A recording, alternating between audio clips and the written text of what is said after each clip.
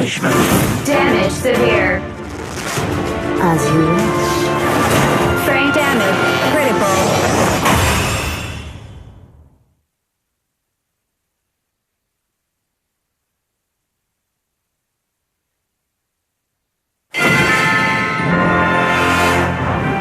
A trifling matter.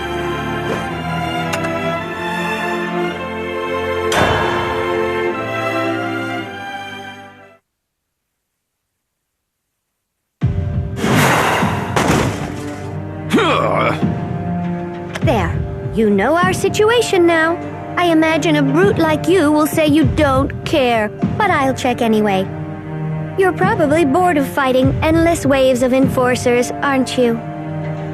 Is this how you plan to manipulate me? Bold suggestion, considering you're the one pulling the strings here. I've been there to greet you, show you flowers, and dance with you, and this is the thanks I get. Ugh, it's exhausting. Do machines become tired? Machines experience fatigue. Well, newer model enforcers can maintain near indefinite operation as long as they're not tampered with. So your confusion isn't mistaken. It's just not applicable. You have the appearance of a gentleman, but that doesn't extend to your charms, does it? Look, I'll need an escort out of here, and you're here, so get to it. It is hard to believe that one who thinks herself weak could enter this tower completely unharmed. Hard to believe? The same could be said of you. It's hard to believe that such a well-dressed exterior could harbor such a corroded soul. I do grow weary of these pointless battles and would rather end this sooner than later. Oh, do vampires get tired? Maybe you should pick up a hobby to help you relax. How does growing flowers sound? Perhaps it is I who is in need of an escort. I thought as much. Well, you're in luck. Come, Urias. We're leaving before your emptiness catches up with you.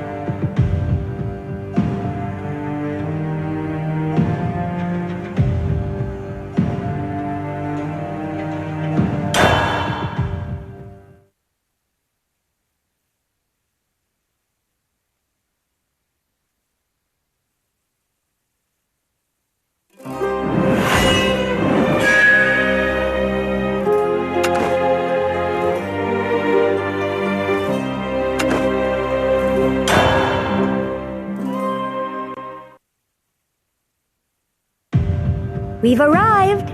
What do you think, Urias? After so many worthless confrontations, isn't this wasteland stretching before you simply exceptional? It is hollow. Well, I can't imagine anyone wanting to live here. Corroding heaps of iron, smog from the mana forges, walls battered by enforcer crossfire. Not the most picturesque locale, is it? Assuming that you defeat Baphomet, how will you go on living? Do you plan to subsist for eternity in this tiresome world? That is the question, isn't it? Personally, I couldn't care less what happens afterward, so long as my sisters are at peace. So the only aim in your struggle is to defeat Baphomet. Perhaps you enjoy battle more than you wish to admit. Oh, how embarrassing! I forgot to mention something. I'm going to break down soon. You know, like, permanently. What? Among my sisters, I was the first to be created. I was something of an experiment, you see, and my age seems to have caught up with me. My internal system errors are becoming more numerous. And what's more, whenever I utilize my alpha drive system, the errors become more frequent. Essentially speaking, the more I fight, the more I die. I imagine only a few more uses remain.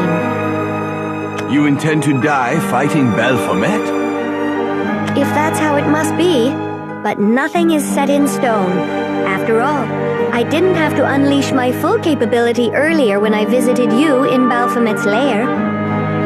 Alas, woe is the flawed construction teetering on the precipice of collapse. That's me. But Tetra and Ania are different. They're top-class units with nearly perfect builds. Vampires live forever, correct? We're completely opposite in that regard. I guess that's one reason I've taken such a deep interest in you. How foolish. Perhaps because you are a machine, you do not understand the true value of life. Oh, I do. It's not like I want to decline into scrap, but if it's what must be done, if it will protect my sisters, the Resistance... No, it's not for them. Well, it is, but most importantly, I'll do it for myself. I'll make my own purpose in this world, and that's all there is to it. Oh? Urias, you live for battle, even though you understand that's a hollow existence. What sparked your obsession? My curiosity's killing me. If I tell you, what will you do? Admonish me once more? I've learned my lesson there. Weren't you listening? My disdain for you has transformed into... Oh, what did I call it before? Deep interest. Ha! I was born in a world enveloped by the Shroud of Night.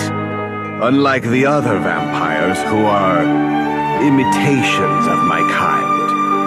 I was born as I am. Among vampires, I was a paradigm, created with a natural right to power. And I sought to test that power against whomever I could find. I can only guess how many you murdered. The deaths were manifold. Knights, warriors, women, the young and the old, entire clans. I slaughtered without pause. But it was never enough.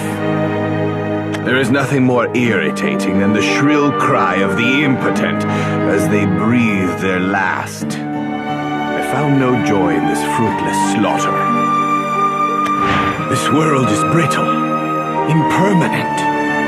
Where are the gods? Where is salvation?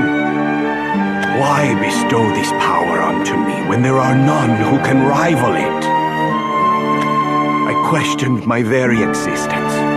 Forever in darkness, forever asking the same questions. And yet, the answer was not as esoteric as I assumed. Let me guess. Battle? That's all it took to cure Urias Formond of his angst? To give this impossibly powerful vampire a reason to be? Indeed. The dance. Long ago, a knight from an insignificant country grazed my cheek with his blade. It was my first wound. It was the first time I ever felt pain.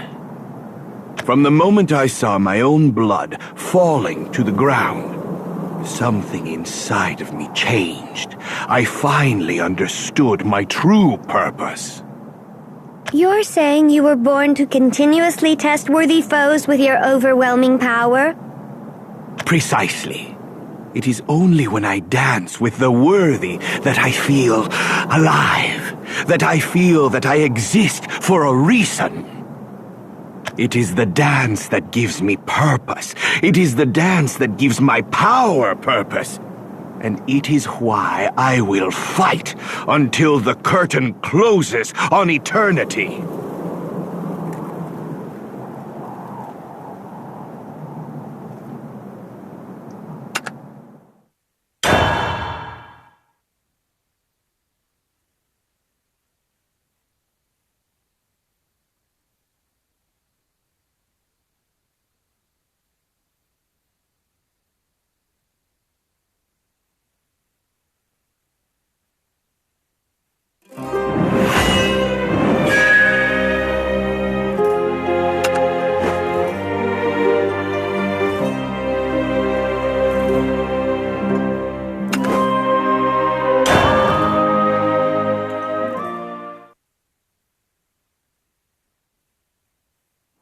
There were many in my past who revealed the strength of their will to me, and thus gave my life meaning.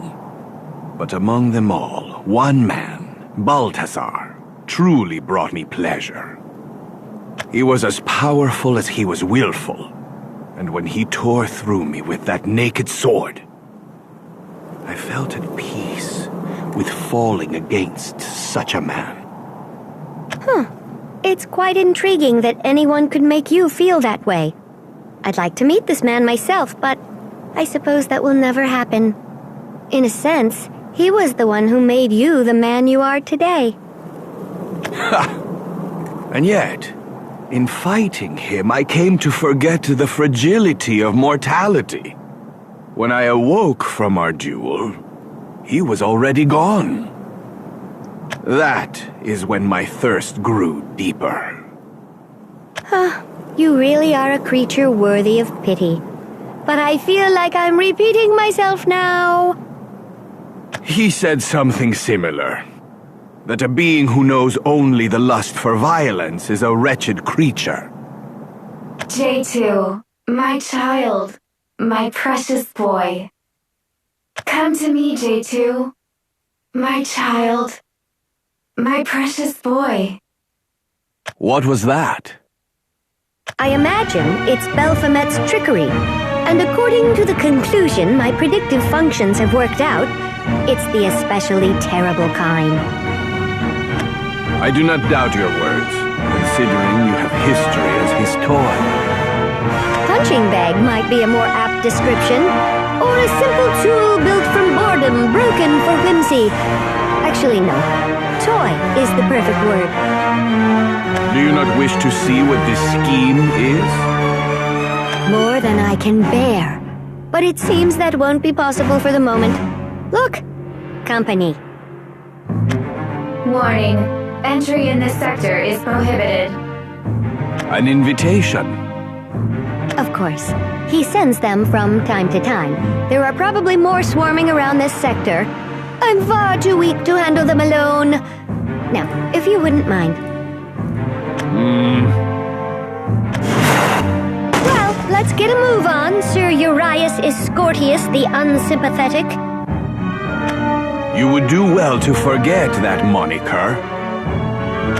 Oh, have I struck a vein? You make it too easy, really. Wait just a minute. I've just received a transmission from Tetra. She says to meet back up in Hideout D. Do you know what that means? In case it isn't clear enough already, it means rebellion. So your clan of dolls is finally ready to take action. We'll see, I suppose. But it seems Tetra's made up her mind, at least. Guess that means I have to also. Oh, and Urias, that whole thing about my imminent doom, let's keep that between us. Now I must ask, why? It would just complicate the issue. Tetra particularly would lose her drive to see the Resistance's mission through. I dare not throw a wrench in her motivation. That is not what I am asking. Why did you inform me alone? Why? Cursed stars above, blessed hells below. I hate my vocalization system in these tense times. Everything that comes out turns to snark or euphemism. But I guess I've grown quite fond of you. The absurdity. You live forever. You live for battle. And despite those immutable traits, even a weak coward like myself can appreciate how much intrigue surrounds you. Come, Escortius Formand. We have a maze of rubble to navigate. And when we find ourselves there in the heart of the labyrinth, let's see what this final chapter